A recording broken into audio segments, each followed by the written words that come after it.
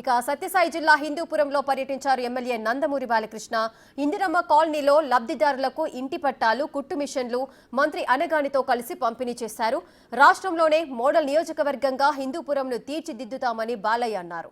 CM Chandrababu ఈ నియోజకవర్గంపై ప్రత్యేక దృష్టి సారించారని తెలిపారు. బాలయ్య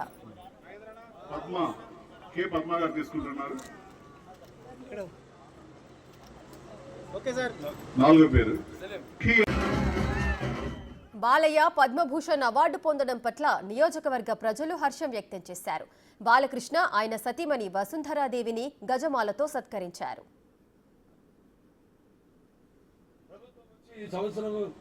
పార్టీ అధికారంలోకి వచ్చి సంవత్సరంలోనే 50 కోట్ల రూపాయలను మనం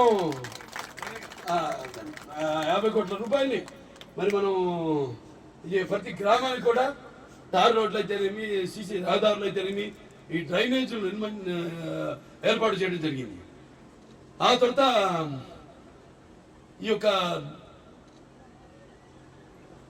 నరేగా మన హిందూపురం పట్టణంలో ప్రతి వార్డుకి కూడా ఈ సీసీ రోడ్లు అలాగే డ్రైనేజీలు నిర్మాణం చేయాలని ఆనాడు చంద్రబాబు నాయుడు గారు స్పెషల్ డెవలప్మెంట్ ఫండ్ కింద 66 కోట్ల రూపాయలు ఆయన శాంక్షన్ చేశారు.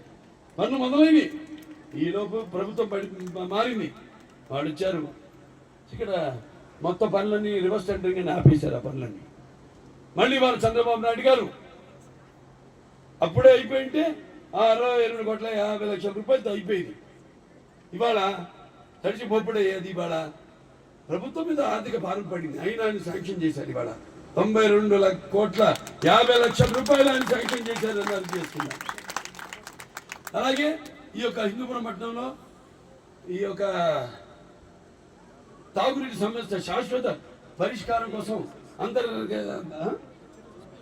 Pipe line, underground pipe line కోసం ఆయన 136 కోట్ల రూపాయలు అది కూడా శాంక్షన్ చేశారైనా త్వరలోనే ఈ నిధులను వస్తాయి.